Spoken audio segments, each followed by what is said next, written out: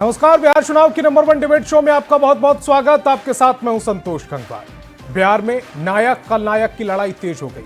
तेजस्वी यादव की महागठबंधन में सीएम उम्मीदवारी की घोषणा के 2 दिन बाद आरजेडी ने पटना की सड़कों पर पोस्टर लगा दिए, जिसमें तेजस्वी यादव को बिहार का नायक बताया। आरजेडी का दावा है कि तेजस्वी यादव युवाओं के मसीहा हैं, बेरोजगारी खत्म करेंगे, हर परिवार को नौकरी देंगे और बिहार को लूटने वाले से मुक्त करेंगे। लेकिन नायक वाले इन पोस्टर के लगते ही राजनीतिक तूफान खड़ा हो गया। एनडीए एक सुर में तेजस्वी यादव पर हमलावर है। बीजेपी के बिहार अध्यक्ष दिलीप जायसवाल ने तेजस्वी यादव को नायक नहीं खलनायक कहा, तो सम्राट चौधरी ने 2 कदम आगे निकलते हुए तेजस्वी यादव को खलनायक और लालू प्रसाद को बिहार का गब्बर सिंह कह डाला। इस बीच जेडीयू कहां शांत रहने वाली थी। जेडीयू प्रवक्ता नीरज कुमार ने पूछ लिया, जिस पर 27 आपराधिक मामले दर्ज हो वो नायक नहीं खलनायक होता है। उधर बीजेपी के राज्यसभा सांसद भूपेंद्र यादव कह रहे हैं कि विलेन का बेटा कैसे हीरो हो सकता है।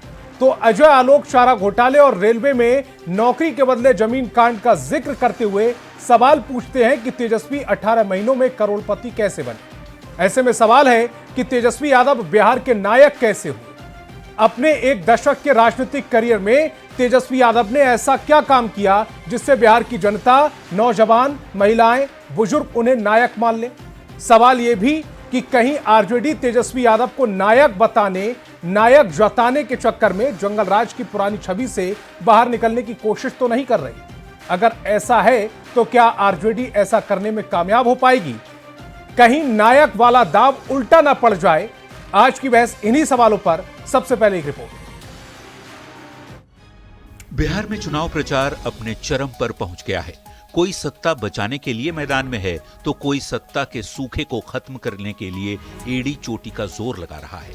इसी महायुद्ध में अब पोस्टर वॉर छिड़ गया है। आरजेडी ने पार्टी दफ्तर के बाहर तेजस्वी यादव का पोस्टर लगाया, जिसमें उन्हें नायक की तरह दिखाया गया है। इसके बाद बिहार में नायक और खलनायक को लेकर सियासत गर्मा गई है। जाहिर तौर पे चुनावी साल है, अब बस कुछ ही दिन बचे हैं और तेजस्वी यादव और दूसरी तरफ नीतीश कुमार के बीच में एनडीए के जो चेहरे बताए जा रहे हैं उनके बीच में लड़ाई है। अब देखना दिलचस्प होगा कि किस नायक को बिहार की जनता ताज पहनाती है और किसे झटका लगता है। लेकिन आरजेडी के पोस्टर पर जेडीयू प्रवक्ता नीरज कुमार ने कहा, जिस पर 27 आपराधिक मामले दर्ज हैं वो नायक नहीं खलनायक है। कुल 27 मामले लंबित हैं आर्थिक अपराध और अपराध के तेजस्वी यादव के खिलाफ। 420 का आरोपी है यह, और यह व्यक्ति नायक हो जाए तो नायक शब्द से ही लोग घृणा करने लगेंगे। बीजेपी ने तो 2 कदम आगे बढ़कर हमला बोला। उप मुख्यमंत्री सम्राट चौधरी ने तेजस्वी को खलनायक का बेटा तक कह दिया और लालू प्रसाद की तुलना गब्बर सिंह से कर दी। नायक नहीं है, खलनायक है और खलनायक का बेटा है। लालू प्रसाद बिहार के सबसे बड़े खलनायक हैं और खलनायक जो होता है वो बिहार में गब्बर सिंह कोई है तो उसका नाम लालू प्रसाद। बिहार में पोस्टर के जरिए नायक और खलनायक की सियासी लड़ाई ने चुनाव को और दिलचस्प बना दिया है। हालांकि बिहार का असली नायक कौन है और जनता किसे अपना नायक चुनती है, ये तो चुनाव के नतीजे ही तय करेंगे। न्यूज़ 18 के लिए पटना से आनंद अमृतराज की रिपोर्ट। तो चलिए सबसे पहले आज के सवालों पर आते हैं। आरजेडी ने तेजस्वी को क्यों बताया नायक? इसके पीछे की मंशा क्या है? आरजेडी के पोस्टर पर एनडीए को ऐतराज क्यों है? सवाल यह भी पूछेंगे कि क्या यह आरजेडी की जंगल राज की छवि से निकलने की कोशिश है? सवाल यह भी पूछा जाएगा कि नायक वाले पोस्टर का कितना राजनीतिक लाभ आरजेडी को मिलेगा, आरजेडी कितना राजनीतिक लाभ उठा पाती है।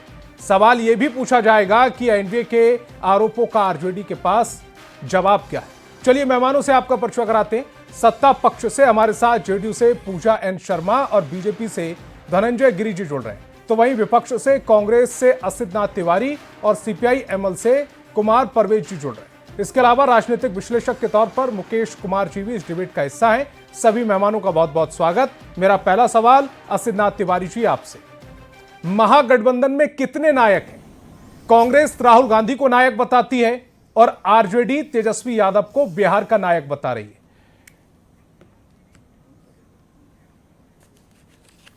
देखिए, सबके अपने अपने नायक हैं और इसमें कोई बुरी बात नहीं है। लेकिन संतोष जी, बिहार के उन शिक्षकों से पूछिए जिनके बारे में सुशील कुमार मोदी जी ने साफ कह दिया था कि धरती पर भगवान भी आ जाएं तो ये शिक्षक राज्यकर्मी नहीं हो सकते। और 17 महीनों की हमारी सरकार आई, तेजस्वी जी ने वादा किया था कि आपको राज्यकर्मी बनाएंगे और वो शिक्षक राज्यकर्मी बने। उनसे पूछिए, क्या तेजस्वी इनके लिए नायक नहीं है? क्या तेजस्वी उनके लिए नायक नहीं है जिन 5 लाख लोगों को उस 17 महीने की सरकार में नौकरियां मिली? और बजाता तेजस्वी यादव ने कहा था कि हम गांधी मैदान में खड़े होकर नौकरियां बांटेंगे। उन लोगों से पूछिए, क्या वो उनके नायक नहीं है? तो अलग अलग जगहों पर जब आप खोजिएगा तो सबके अपने अपने नायक भी मिलेंगे। सबके नौकरियों अपने की आपने अपने दावा खलनायक किया भी या मिलेंगे। तो जिन निश्चित नौकरियों तौर का आपने जिक्र किया उनमें जो ज्वाइनिंग लेटर मिला था उस पर साइन तेजस्वी यादव के थे या नीतीश कुमार के? संतोष जी, नीतीश कुमार जी उसके पहले भी मुख्यमंत्री थे, नीतीश कुमार जी उसके बाद भी मुख्यमंत्री थे। नीतीश कुमार जी ने घोषणा नहीं की थी कि हम गांधी मैदान में खड़े होकर आपको अपॉइंटमेंट लेटर बांटेंगे। तेजस्वी ने यह घोषणा की थी और खड़े होकर अपॉइंटमेंट लेटर बांटा भी। नीतीश कुमार जी के उप मुख्यमंत्री सुशील कुमार मोदी जी ने कहा था भगवान भी धरती पर आ जाए तो शिक्षकों को राज्यकर्मी नहीं बनाएंगे। तेजस्वी ने कहा था कि सरकार बनते ही हम बनाएंगे, और सरकार बनी तो बनाया भी। इसलिए दोनों में अंतर है। उसके बाद भी नीतीश कुमार जी मुख्यमंत्री हैं। जाइए ना, बीपीएससी से पास होकर जो लोग टीचर बने इस बिहार में, उन्हें भी वेतन आयोग का वेतन नहीं मिला। आपको ये जान के हैरानी होगी, नहीं दे पाए नीतीश कुमार वेतन आयोग का वेतन, 6वां वेतन आयोग, 7वां वेतन आयोग नहीं, उनका अलग बना दिया एक। उन्हें इन सब चीजों का फायदा नहीं होगा। तो जाहिर सी बात है, यहां 20 साल से तो नीतीश कुमार ही हैं, नहीं कर पाए। और 17 महीनों की सरकार ने वो करके ऐलानिया तौर पे पहले ऐलान किया और बाद में करके दिखाया। जब असित जी आप ये कहते हैं कि 20 साल में इन्होंने नहीं किया और 17 महीने की सरकार में तेजस्वी यादव ने कर दिया, तो ऐसा लगता है कि 17 महीने की सरकार में तेजस्वी यादव डिप्टी सीएम नहीं थे बल्कि मुख्यमंत्री वही थे। धनंजय जी, 17 महीने में तेजस्वी यादव नायक बन गए और 20 साल में आप नायक नहीं बन पाए। नहीं, हमारे साथी प्रवक्ता कह रहे थे कि कोई कोई व्यक्ति कहीं कहीं नायक होते हैं, कहीं कहीं खल। तेजस्वी जी को अगर आप नायकत्व देना चाहते हैं तो आप उस नायक बना सकते हैं। उनको चारा घोटाले में उनके पिताजी ने जो किया उसके वो नायक है, अपहरण उद्योग जो चला आरजेडी का उसके वो नायक हैं, या जो नौकरी के बदले जमीन उनके माला उनके गले में लटकी हुई उसके वो नायक हैं। लेकिन इन पक्षों को नायकत्व नहीं दिया जाता, इसको खल नायक कहा जाता है। समाज इसको बुरी दृष्टि से देखता है। जो गले में उनके माला लटकी हुई है, जो बाप के पाप की कमाई उनके जीवन में आई हुई है, जो लटकी हुई है मालाएं, वो खलनायक का है। दूसरी बात, नीतीश जी ने 20 वर्षों में बिहार को ड्रास्टिकली बदला। बिहार को किस तरह से बदला है? कांग्रेस ने 13,000 करोड़ के बजट पर छोड़ा था, तेजस्वी जी 23,000 करोड़ के, लालू जी ने 23,000 करोड़ के बजट पर 3,17,000 करोड़ के बजट पर ले आए। महिलाओं को 2007 में ही नीतीश जी ने आरक्षण दिया। ईबीसी ओबीसी की परिकल्पना को साकार किया। गांधी के ग्राम राज स्वराज्य के सपने हो या कर्पूरी ठाकुर के ईबीसी के सपने को साकार करना हो, या भोला पासवान शास्त्री की जो रिपोर्ट जो कर्पूरी ठाकुर ने लागू की थी, समाज को कितना स्ट्रेंथन किया। जीविका दीदी की परिकल्पना क्या है, उससे समाज में कितना बदलाव होता है। 1.4 करोड़ महिलाएं किस तरह से समाज में परिवर्तन ला रही, कैसे विकास बदल रहा है, कैसे। लेकिन तेजस्वी जी की अगर ट्रैक रिकॉर्ड पे आप बात करेंगे तो तेजस्वी जी जब दिल्ली जाते हैं तो किस लिए जाते हैं? लैंड फॉर जॉब के लिए जाते हैं। जमीन जो राजनीतिक जमीन अगर उनके पास होता तो नौकरी के बदले जमीन नहीं लिया होता। और जमीन में कौन? राबड़ी देवी के चाचा के लड़के, वो लोग भी गवाह हैं। जिस जाति की राजनीति वो करते हैं 90% तो उसी के मामले हैं। लेकिन उससे भी वो इधर आप जाएंगे तो बिहार की जनता ये जानना चाहती है कि जौना लालू के घरे खर ना रहले वो कैसे खरबपति हो गई। दूसरी बात, गोरख पांडे ने कहा है कि साच बात कह दम तो लग जाए ठग से। भाई आप थे क्या? तेजस्वी जी, आपको नीतीश कुमार जी ने मौका दिया और कांग्रेस एक मंत्री थे कांग्रेस के उसमें, और नीतीश कुमार जी के नेतृत्व में 5 वर्षों में 50 लाख सृजन हुआ है। 11,48,48,000 सरकारी नौकरी और 30 लाख रोजगार के अवसर किए गए। 5 साल में 50 लाख का ट्रैक रिकॉर्ड है। और आने वाले 5 साल में 1 करोड़ का लक्ष्य नीतीश जी ने रखा है। जो एनडीए के शासनकाल में जो बदलाव हुआ है, जो विकास हुआ है, जो समाज का हर वर्ग बदला है, पोस्टर चिपकाने से नहीं होता है, नेता घोषित करने से नहीं होता है, चेहरा दिखाने से नहीं होता है। जनता चेहरा देखती है, चरित्र देखती है, चाल चलन देखती है, आपने क्या किया वो देखती है, ट्रैक रिकॉर्ड देखती है, आपके गले में लटकी हुई संपत्तियों की माला देखती है, लगातार उन घोटालों के घटाटोप अंधेरे देखती है, ललटेन से लहूलुहान बिहार को देखती है, वो अपराध का जंगल राज के तांडव याद करती है जनता। तो आपको जनता कहती है कि तुम्हें मालूम है तुम्हारे बारे में क्या कहते हैं लोग? अरे दोनों हाथ से कान बंद करते हैं जब नाम तक सुनते हैं तुम्हारा लोग। ये स्थिति है तेजस्वी यादव की और उनके सो कॉल्ड राजद की। और कांग्रेस की बात आप कर रहे हैं, कांग्रेस लालू की ललटेन में कांग्रेस के कार्यकर्ता बेचारे तेल की तरह जलते रहे। लगातार लालू परिवार की पालकी ढोते ढोते कांग्रेस कार्यकर्ताओं के कंधे छिल गए। इनका तेल निकाल दिया लालू यादव ने और उनके ललटेन ने। अब तो स्थिति यह है और बुरी स्थिति है लोकतंत्र के लिए, यह शर्मनाक की स्थिति है कि इन्होंने लालू की भी पालकी ढोई, उनके लाल की भी पालकी ढो रहे हैं और उन्हीं का गुणगान कर रहे हैं। जो कोई राष्ट्रीय पार्टी होती थी, जो देश के कोने कोने में होती थी, आज दूरबीन लेकर आप खोजेंगे कि लालू का राज्य मिल और ये कांग्रेस पार्टी किस कोने में मिलेगी। आप देख लीजिए, अभी राहुल गांधी आए थे, उन्होंने यात्राएं की तमाम तरह की, घूमे फिरे और लास्ट में क्या हुआ, जननायक की उपाधि चुरा करके चले गए। माने यहां भी चोरी करने से नहीं बाज आए। भाई जननायक कर्पूरी ठाकुर हैं और जनता के माने गए नायक हैं, पिछड़ों को सम्मान देने वाली लड़ाई तो यही चल रही है। आवाज देश में पहला धनंजय जी, लड़ाई तो यही चल रही है। एक तरफ जननायक कहा जा रहा है राहुल गांधी को और वो बड़े पैमाने पर कहा जा रहा है। जब उन्होंने यात्रा निकाली थी, भारत जोड़ो यात्रा, तब से उनको जननायक कांग्रेस कह रही है। फिर जननायक उन्हीं के मंच पर पप्पू यादव ने तेजस्वी यादव को कह दिया। अब वो जननायक से नीचे नायक पर तो आए। पूजा जी, तो जी सबसे पहले तो सवाल ये उठता है कि नायक कहते किसे हैं? नायक उस व्यक्ति को कहा जा सकता है जिसने दिशा और दशा बदली हो, जिसने प्रदेश के विकास के लिए काम किया हो। और हमारे पास जैसे आप राहुल गांधी जी को आप बोल रहे थे कि उन्होंने जननायक, उनको उनकी पार्टी जो है वो जननायक, क्या कर्पूरी ठाकुर जी को जननायक की उपाधि उनकी पार्टी ने दी थी या उन्होंने स्वयं को घोषित कर दिया था कि वो जननायक है? नहीं, उनको लोगों के प्रेम ने उनको जननायक की उपाधि दी थी। और ये राहुल गांधी जी अपने आप को जननायक होने का जो दावा नहीं, उनके कार्यकर्ताओं ने उनको जननायक कहा, राहुल गांधी जी ने थोड़ी अपने आप को जननायक कहा। नहीं, उनके पार्टी के लोग जो कह रहे हैं, पार्टी के लोग उनको जननायक कह रहे हैं। और यहां तक कि जो यात्रा अभी वोटर अधिकार यात्रा में तेजस्वी यादव जी ने तो उनको क्लेम भी कर दिया कि अब जो माननीय हमारे प्रधानमंत्री बनेंगे, राहुल गांधी जी से बेहतर चेहरा तो कोई होगा ही नहीं। खैर चलिए, उस बात को हम जाने देते हैं। यहाँ तेजस्वी जी अपने आप को नायक, चलिए किसी और ने बैनर लगा दिया और राजद ऑफिस के सामने ये जो है बिहार का नायक कौन, वो होगा माननीय हमारा तेजस्वी यादव जी। तो ये बहुत अजीब सी बात लगती है। ना तो तेजस्वी यादव जी ने हमारे बिहार की दिशा बदली है, ना दशा बदली है। हमारे माननीय मुख्यमंत्री श्री नीतीश कुमार जी को 2005 में जो कांटों का ताज मिला था, उस कांटों के ताज को गुलदस्ता बनाने का अगर काम किया तो वो नीतीश कुमार जी ने किया। अरे 2005 में तेजस्वी यादव जी की उम्र ही कितनी थी? 15 साल की हमारी जो अपंग सरकार जो थी, वैसी सरकार जो है, उस तरह की सरकार को हमारे माननीय मुख्यमंत्री जी ने बदल कर विकास के क्षेत्र में लाने का प्रयास किया है। और ये जो तेजस्वी यादव जी बार बार कहते हैं कि मुझे सिर्फ 20 महीने का मौका दीजिए, 20 महीने में मुझे तो लगता है कि तेजस्वी यादव जी बहुत अच्छा उन्होंने कहा था। मैं याद कर रही हूं उनकी स्टेटमेंट को संतोष जी, कि सरकार बनते ही 20 महीने में हम उद्योग की शुरुआत करेंगे। मैं आपको बताती हूं संतोष जी कि किस तरह के उद्योग की वो शुरुआत करने वाले हैं। जो इस 20 साल में हमारे माननीय मुख्यमंत्री और डबल इंजन की सरकार ने जिस उद्योग को बंद कराया था, वो उद्योग सत्ता संरक्षित अपराध का उद्योग, अपहरण का उद्योग, लूट का उद्योग, जाति नरसंहार का उद्योग, यही सारे उद्योग जो है ना, बस 20 महीने। आप एक भूखे शेर को देखा होगा संतोष जी, भूखे शेर के सामने अगर डाल दिया जाए खाना तो उसको क्या होगा? क्या वो शांत बैठेगा? तो जो 20 वर्षों से जो सरकार में नहीं आए हैं, अगर वो सरकार में आ गए ना, तो ये नायक तो मैं नहीं कहूंगी, राजनीतिक खलनायक का रूप जरूर धारण कर लेने वाले हैं।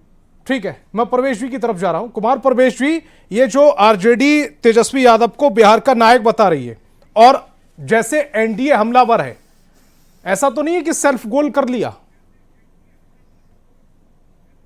अक्सर फिल्मों में आपने देखा होगा कि जो खलनायक होते हैं, सत्ता वाले लोग, मठाधीश, बड़े बड़े लोग जो बड़े बड़े दावे करते हैं, तो उनकी खलनायकी को अंत करने के लिए कोई ना कोई नायक तो आता ही है।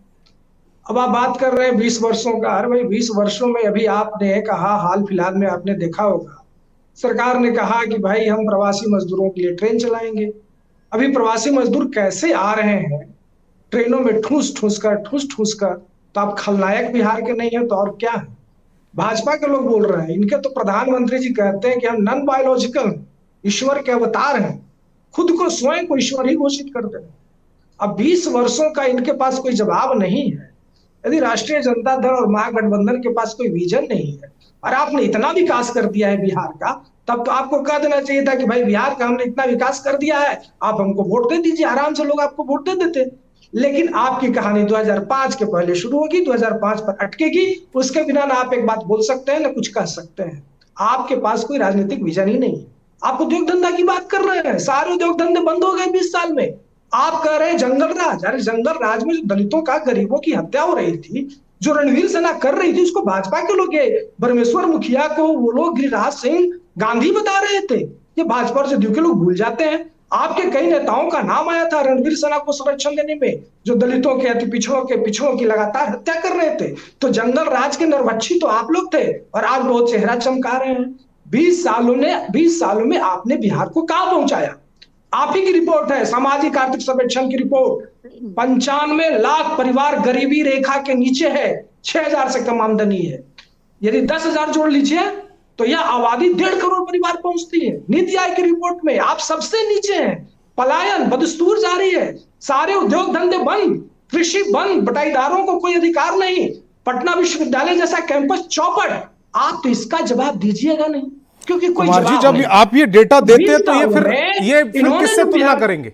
ये बताएंगे ना कि आप एक तरफा डेटा दे रहे हैं। आप कह रहे हैं कि आज की स्थिति बता रहे हैं बिहार की, तब ये पूछेंगे 2005 से पहले की स्थिति भी बताओ।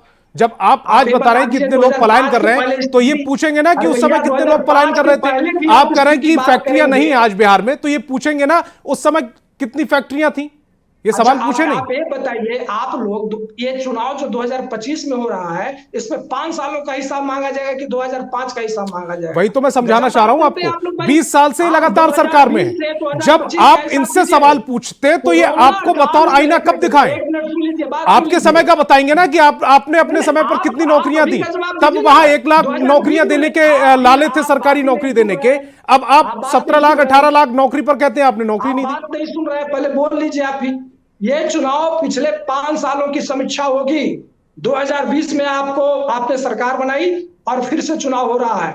इन 5 वर्षों में, कोविड काल में आपने क्या किया, इसका जवाब देना होगा। और जब 17 महीने की महागठबंधन सरकार रही तो सच में हमने शिक्षकों को स्थायी नौकरी दी। बताइए, उसके पहले आप कैसी नौकरी देते थे? ठेका पर। अभी जब जीविका कार्यकर्ताओं की हमने लड़ाई लड़ी, कर्ज माफी की हमने लड़ाई लड़ी, आंगनबाड़ी, ममता, आशा के लिए लड़ाई लड़ी, जब आपको लगने लगा कि अरे जनता में तो बहुत आक्रोश है, तो आप 400 से बढ़ा करके पेंशन 1100 करते हैं। आप अभी भी आशा कार्यकर्ताओं को न्यूनतम मानदेय की घोषणा नहीं कर रहे हैं। यह है आपका 5 साल का हिसाब दीजिए। अतीत मत बतियाइए, अतीत में आपने क्या किया वो हमको भी पता है। भाजपा ने गुजरात में क्या किया, चर्चा कर लीजिए। भारतीय जनता पार्टी ने ठीक है, मैं मुकेश जी की तरफ जा रहा हूं। अंबानी के लिए उन्होंने क्या किया, अडानी के लिए उन्होंने क्या किया, 5 सालों पर बात करिए। उस पर फिर कुमार जी आप दिक्कत में आ जाएंगे, उस पर फिर दिक्कत में आ जाएंगे। जब आप उनके नाम लेने लगते हैं ना, तो फिर आपसे सवाल पूछा जाएगा कि इस दशक का सबसे बड़ा टेंडर कौन सी सरकार ने दिया। फिर आपको छत्तीसगढ़ में जब आप टेंडर देंगे, राजस्थान में टेंडर देंगे कांग्रेस की सरकार में, तो आप उसको जायज बताएंगे। जब उड़ीसा में टेंडर दिया जाएगा उसको आप जायज बताएंगे। जब केरल में टेंडर दिया जाएगा उसको ठीक बताएंगे आप। और जब ये टेंडर दे रहे हैं उन्हीं शर्तों पर, जिन शर्तों पर आप उन राज्यों में दे चुके हैं, तो आप कह रहे हैं कि ये उन बिजनेसमैनों के साथ खड़े। ठीक है, आपकी मेरी 1 to 1 लड़ाई नहीं है। आपकी बात, मैं फिर आपकी बात का जवाब मुकेश जी की तरफ जा रहा हूं, थोड़ा सा मैं दोबारा से भी आऊंगा। कुमार जी, मैं दोबारा से आऊंगा, मेरे पास समय की एक लिमिट है। मैं आपने सवाल उठाया तो जवाब तो सुन लीजिए। मैं आऊंगा, दोबारा से भी जवाब लूंगा सर, आपसे दोबारा से भी जवाब लूंगा। 1050 एकड़ जमीन मिली, ये कौन सा टेंडर है भाई? आप बता दीजिए। इतनी भ्रष्ट सरकार है ये, अडानी और अंबानी की सरकार। कहते हैं कि भ्रष्टाचार में इनके मंत्री ऊपर से लेकर नीचे तक डूबे हुए। बताइए, 1050 एकड़ जमीन कहीं 1 रुपया मिलता है? देखिए, मेरे पास बहुत सारा डेटा है, आपको कुमार जी जवाब देता नहीं बन मिलेगा। मैं मुकेश जी की तरफ जा रहा हूं। मुकेश जी, 17 महीने के कार्यकाल में दावा यह किया जा रहा है कि तेजस्वी यादव जननायक बन गए, और जननायक से अब थोड़ा सा नीचे आए तो बिहार के नायक। आप इत्तेफाक रखते हैं? संतोष जी, ये तो मोदी जी को तो मैंने कहा, चुनाव उन्होंने तो खुद को को नॉमिनल मात्र घोषित कर लिया, ईश्वर 14 दिन बता बाकी दिया। हैं मैं कह रहा हूं कि और पहले 14 दिन खलनायकों में पर बात कर एक बड़ी लीजिए। आबादी, देश की बड़ी खलनायकों ने आबादी बिहार को डुबाया और लगभग वो 3 करोड़ 3.5 करोड़ की आबादी 6 तारीख को और 3-3.5 करोड़ की आबादी जो है वो 12 तारीख को आपको मतदान करेगी। और इसका एक बड़ा वर्ग, सबसे बड़ा वर्ग अगर है जो पहले की तुलना में नहीं था, इस बात को हर एक राजनीतिक पार्टियों को सोचना होगा। राजनीतिक पार्टियों को अपनी रणनीति में बदलाव आ रहा है। जो रणनीति का बदलाव आपको दिखाई पड़ रहा है कि किस ढंग से पार्टियां अपने अतीत को भूल रही हैं या भुलाने के लिए मजबूर हो रही हैं कि कहीं कोई पुराने नेताओं का, बड़े नेताओं का कोई जिक्र नहीं है। एक नए नेता का जिक्र हो रहा है, एक नए व्यक्ति का जिक्र हो रहा है जिसकी आयु उसकी सबसे बड़ी पहचान के रूप में सामने में दी जा रही है और उन्हें महिमा मंडित किया जा रहा है। अच्छी बात है, हर एक पार्टी को अधिकार है कि वो अपने लोगों को बताए, अपने नेताओं को आगे लाए। लेकिन यह क्यों हो रहा है, इस बात को समझना होगा संतोष जी। यह इसलिए हो रहा है कि मतदाता का जो वर्ग है, जो पहली बार दिखाई पड़ रहा है, क्योंकि लोग कह रहे हैं कि 5 साल 10 साल हमारा जो कार्य हुआ है, नेताओं सरकार का कार्य हुआ है, उसका मूल्यांकन है। उसका मूल्यांकन नहीं होता है। यहाँ मूल्यांकन 40 साल का होता है, यहाँ मूल्यांकन 50 साल का होता है, जहां कई पीढ़ियां जो है वो गर्त नीचे चली जाती हैं, मजबूर होती हैं अपने राज्य को छोड़ने के लिए, अपने परिवार को छोड़ने के लिए, बेरोजगारी का अपमान सह के दूसरे राज्यों में काम करने के लिए। ये घटनाएं 2-4 साल, 10 साल, 15 साल में नहीं होती हैं। ये बातों को समझना होगा। आप इस बिहार के आप हैं तो आपको समझना होगा। दूसरी महत्वपूर्ण चीज है कि ये जो चीजें हो रही हैं अभी, जैसे आपने देखा कि नायक का रूप दिया जा रहा है, या उसमें कोई बड़े नेता का चेहरा ही नहीं है और नहीं होगा, और 14 दिन के लिए केवल हो रहा है। इसलिए कि मतदाता का सबसे बड़ा वर्ग जो है, जिसको जेन जी भी कहा जा रहा है, जिसको मिलेनियल अति कहा जा रहा है, वो 2 करोड़ की आसपास की आबादी जो है वो तय करने जा रहा है कि बिहार का भविष्य कैसा हो। और वो किसको मदद करेगा, किसको नहीं मदद करेगा, इसकी अपनी व्याख्याएं हैं। इसके लिए अलग अलग मापदंड हैं और ये कुछ भी हो सकता है, ये देखा गया है। और ये बहुत कम अल्पकाल में, संतोष जी, ये केवल 2 वीक, मतलब 6 तारीख को 2 सप्ताह होंगे और 12 को 3 सप्ताह केवल होंगे। और 3 सप्ताह में हिंदुस्तान में एक नई परिपाटी का जन्म होगा। उसका नमूना जो दिखाई दे रहा है, रणनीति के बदलाव का जो नमूना दिखाई दे रहा है, वो हमें पोस्टर वार में भी दिखाई दे रहा है, पोस्टर में भी दिखाई दे रहा है कि बड़े बदलाव की तरफ पार्टियां बढ़ रही हैं। वो नया जो युवा वर्ग है, युवा मतदाता है, उसको अपनी तरफ आकर्षित करने का प्रयास कर रही हैं। वो कितना आकर्षित कर पाएंगे वो अलग बात है, कितने वादों से वो प्रभावित होंगे वो अलग बात है। सारी चीजों का मूल्यांकन, जनता जो है वो ये वर्ग है वो टेक्नो सेवी है, कहीं ना कहीं वो तकनीक को मानता है। अब उस तकनीक के प्रभाव से वो कितना प्रभावित होगा या नहीं प्रभावित होगा, अपने अनुभवों से कितना प्रभावित होगा नहीं होगा, जातिगत मसलों से कितना प्रभावित होगा नहीं प्रभावित होगा, वो समीकरण जो वहां पे है उससे प्रभावित होगा नहीं होगा, ये सारी चीजें अपनी अपनी जगह पे है। अब आप 2 चीजें देखिए इस चुनाव में कि बाहुबलियों की संख्या में कोई कमी किसी भी पार्टी के द्वारा नहीं की गई। अपराधी व्यक्तियों की जो है कमी किसी पार्टी के द्वारा कहीं नहीं की गई। बढ़ गए, काफी बढ़ गए। दूसरी बात है, हर एक पार्टी कह रही है कि हम वंशवाद को नहीं, अगर प्रजातंत्र है तो वंशवाद नहीं आना चाहिए, लेकिन ऐसी कोई पार्टी नहीं है, ऐसा कोई समीकरण नहीं है जहां वंशवाद नहीं है और वो खुल के नहीं आया है। ठीक है, रिएक्शन ले लेते हैं। असित जी जल्दी से 1 मिनट में। संतोष जी, दोनों प्रवक्ता भाजपा और जदयू के ये प्रयास करने की कोशिश करते रहे कि भाई 20 वर्षों का जो नीतीश कुमार का शासन है, नीतीश कुमार ही नायक है। सम्राट चौधरी तो उनको रद्दी माल मानते हैं, उन्होंने कहा है कि नीतीश कुमार रद्दी माल है। खुद प्रधानमंत्री नरेंद्र मोदी उनको जनता का दमन और उत्पीड़न करने वाला मानते हैं। तो जनता का दमन और उत्पीड़न करने वाला एक रद्दी माल आज नायक कैसे हो गया अचानक, इसका जवाब ये लोग दे दे।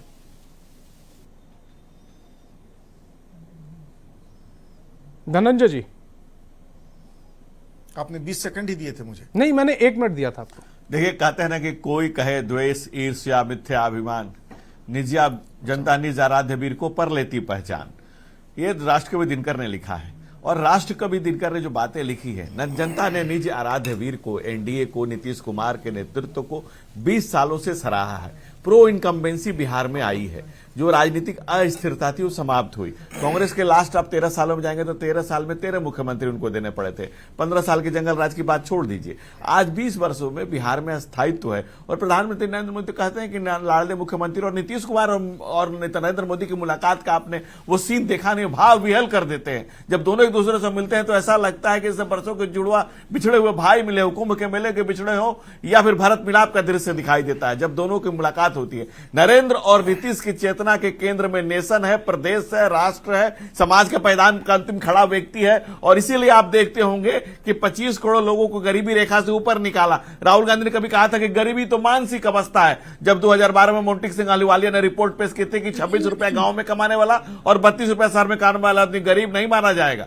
और आज 25 करोड़ लोगों को यूएनडीपी का डाटा है गरीबी की रेखा से बाहर निकाला गया है, तो उसमें 2.5 करोड़ लोग बिहार के भी हैं जिनको गरीबी रेखा से बाहर निकाला गया है। 240 करोड़ रुपया मीयर खर्चा होता था सोशल सिक्योरिटी पे लालू यादव के राज में, अभी उनके प्रवक्ता बोल रहे थे 240 करोड़ मीयर खर्चा, आज 5,685 करोड़ रुपया खर्चा होता है सोशल सिक्योरिटी पे। आज गरीबों के स्ट्रेंथन हो रहा है, आज महिलाएं स्ट्रेंथन हो रही हैं, आज बालिकाएं साइकिल से निकल रही हैं, आज ड्रोन दीदी, तमाम तरह की जीविका दीदी, अब हमारे तो सबकी चिंता कर रहे हैं। और आपको मौका मिलता है तो आप अपने घर की दीदी की चिंता करते हैं, आप अपने घर परिवार से असद जी आ रहा हूं, आप ही के पास आ रहा हूं। आपके पॉलिटिक्स क्या है? 40 सेकंड से बाय द फैमिली।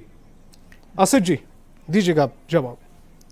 मैंने तो बड़ा छोटा प्रश्न पूछा था। देखिए, ना तो कांग्रेस ने कहा था, ना राजद ने कहा था। भाई भाजपा के बड़े नेता हैं, नीतीश जी की सरकार के उप मुख्यमंत्री हैं, भाजपा के प्रदेश अध्यक्ष रहे सम्राट चौधरी, उन्होंने कहा था नीतीश जी रद्दी माल है। मैं बस ये जानना चाहता हूं कि वो रद्दी माल रिपेयर होकर नायक कैसे बना। ये तकनीक बिहार के लोगों को भी मालूम होनी चाहिए कि रद्दी माल को कैसे रिपेयर करके नायक बना लिया जाता है। जनता का दमन और उत्पीड़न करने वाला एक आदमी चुनाव में अचानक आके नायक कैसे हो जाता है, ये तकनीक सबके पास जानी चाहिए। बस ये मैं जानना चाह रहा हूं। ये तकनीक मुझे लग रहा है तेजस्वी यादव जी के पास है, क्योंकि मुझे उनका स्टेटमेंट वो याद है 2022 के आसपास का वो स्टेटमेंट बता देता हूं, जिसमें वो नीतीश कुमार की बहुत तारीफ भी कर रहे थे, और मेरे मोबाइल में भी कहीं पड़ा होगा, ढूंढना पड़ेगा।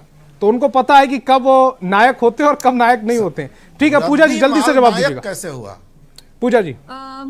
देखिए संतोष जी, मैं तो बस यही कहूंगी कि जो आपने स्टेटमेंट भी चलाई है हमारे मुख्य प्रवक्ता नीरज जी की, कि जो सच में जो पहले से ही जिसके ऊपर चार्जशीट लगी हो, जिसपे कई मुकदमे चल रहे हो, जो बार बार दिल्ली जाता हो और कोर्ट के सामने अपनी सलामी ठोक कर आता हो, ऐसे महापुरुषों को अगर ये लोग नायक की उपाधि देना चाहते हैं तो मुझे लगता है कि इससे बड़ी राजनीति की विडंबना जो है ना वो हो नहीं सकती है।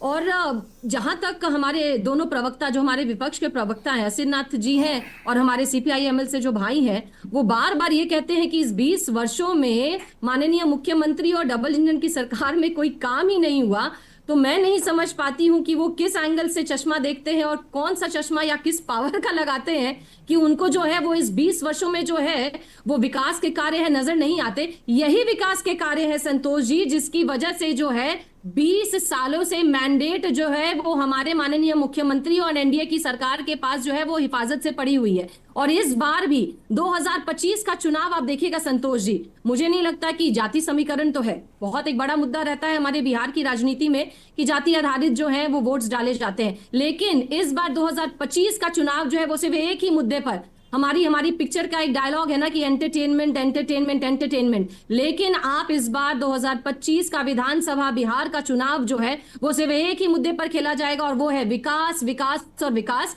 और विकास का जो मुद्दा है, विकास का चेहरा ही जो है वो हमारे माननीय मुख्यमंत्री नीतीश कुमार जी के साथ ही जाता है। देखिए, पहली बात तो ये है कि तेजस्वी यादव या विपक्ष के नेताओं पर चार्जशीट क्यों दायर होता है ये तो सब जानते हैं। भाजपा इसके कमाल की बात कर रहे हैं आप। दूसरा जो है नीतीश कुमार जी का सृजन घोटाला या मुजफ्फरपुर शेल्टर होम में नाम आने के बावजूद यदि नहीं हो रहा है तो उनकी सरेंडरिंग है। तीसरी बात मैं कह रहा हूं कि जो सम्राट चौधरी बोल रहे हैं, इनके नेताओं पर भ्रष्टाचार के इतने गंभीर आरोप लगे हैं, हाल फिलहाल में इनकी पार्टी ने एक वक्तव्य तक नहीं दिया। नीतीश जी ने कभी अच्छी बातें की थी पूजा जी, और हमने भी उसकी तारीफ की थी। उन्होंने कहा था कि भ्रष्टाचारियों पर आरोप लगेगा तो हम उनको हटा देंगे, अब वो नहीं हटा पा रहे हैं। कभी उन्होंने भूमि सुधार की बात की थी कभी उन्होंने शिक्षा सुधार की बात की थी, अब आप सरेंडर कर गए कुर्सी के लिए। यह है आपका दोष, इसलिए आप खलनायक बन रहे हैं। आपके पास भी नायक बनने का अवसर था। और अंतिम बात मैं ये कह रहा हूं कि भारतीय जनता पार्टी और जनता दल यूनाइटेड, मैं बार बार कह रहा हूं कि सामाजिक आर्थिक सर्वेक्षण 2023 में हुआ, जिसके आंकड़े हैं, पलायन पर बात करिए, गरीबी पर बात करिए, इंफ्रास्ट्रक्चर पर बात करिए, बिहार में इंडस्ट्री पर बात करिए, कृषि सुधार की बात करिए, जल संचयन की बात करिए, बाढ़ और सुखाड़ की बात करिए, शिक्षा की बात करिए, स्वास्थ्य की बात करिए। आज का पैरामीटर यह है, 20 साल का नौजवान जो पहली बार वोट करेगा, उसके सामने यह चैलेंज होगा। आप इस पर कोई बात नहीं। तो परवेश जी, मैं भी तो यही जानना चाह रहा हूं कि इन सारे मुद्दों पर आखिरकार तेजस्वी यादव ने ऐसा कौन सा करिश्मा कर दिया कि उनको बिहार का नायक कह दिया? ये जो उपाधि आप देने में जल्दबाजी करते हैं ना, वो दरअसल दिक्कत होती है। वो इन सब पर काम कर देते, पलायन रोक देते, तमाम चीजें इलेक्शन में जीतने के बाद जो जितने मुद्दे आपने बनाए उन पर काम हो जाता। उनको जननायक या महानायक कहिए आप, ठीक है। आपकी बात आ गई कि महागठबंधन के पास, ठीक है, मेरे पास समय की कमी है, मुकेश जी के पास जा रहा हूं। मुकेश जी, अब आप सवाल क्लोजिंग स्टेटमेंट आपका संतोष जी, 14 नवंबर को परिणाम आएंगे। बिहार के नौजवान और नवयुवतियां इस राज्य के नायक और नायिकाएं, क्योंकि नायिका का तो जिक्र ही नहीं हो रहा है, आधी आबादी का तो जिक्र ही लोग भूल जाते हैं इस राज्य में। बड़ी विडंबना है इस राज्य के पार्टियों की कि वो आधी आबादी को भूल जाती है, वोट के लिए आगे रहती है, बाद में भूल जाती है। नौजवान और नवयुवतियां एक नए तस्वीर को स्क्रिप्ट कर रही हैं। 14 नवंबर को आपको परिणाम दिखाई देगा, वो असली में बिहार के जननायक और नायिका होंगी। लेकिन सर, उस पर संशय ये है कि उसको अगर मान लीजिए कि जो रिजल्ट है वो विरोध में आ गया, तो फिर वोट चोर गद्दी छोड़ वाला वो नारा है, तो ये तो मैसेज ही देने की कोशिश की गई थी। संतोष जी, जीवन में अनुभव कटु सत्य होता है और राजनीतिक दलों को इस बात को स्वीकार करना चाहिए कि जो अनुभव पिछले 20 सालों में, 25 सालों में बिहार के बच्चे झेल रहे हैं, जिसका दंश झेल रहे हैं, कई ऐसे उदाहरण हैं। पटना में प्रॉपरली बाथरूम नहीं है, वॉशरूम्स नहीं है महिलाओं के लिए और पुरुषों के लिए। ठीक है सर। पूजा जी 20 सेकंड में अपनी बात रखिएगा, मेरे पास 20 से ज्यादा टाइम नहीं है, 20 सेकंड से ज्यादा। संतोष जी, कुमार परवेज जी ने जो बात कही पलायन पर, तो मैं भी आंकड़े के साथ बात कर सकती हूँ, लेकिन मुझे पता है कि समय बहुत कम है। लेकिन बस इतना ही कहूंगी कि तेजस्वी जी जो 17 महीने का हवाला देते हैं, तेजस्वी जी उस समय उप मुख्यमंत्री थे और उनके पास हमारी स्वास्थ्य विभाग भी थी और रोड मंत्रालय भी था। लेकिन वो स्वास्थ्य विभाग में और रोड मंत्रालय में उन्होंने क्या उपलब्धियां की, ये आपको कभी नहीं गिनाएंगे। लेकिन वो जंप करके जाएंगे किस विभाग में? शिक्षा विभाग में। ठीक है, मेरे पास समय की कमी, इस डिबेट को यही रोकना पड़ेगा। तमाम मेहमान मेरे साथ जुड़े, आपका बहुत बहुत शुक्रिया और आगे देखिए चुनाव एक्सप्रेस।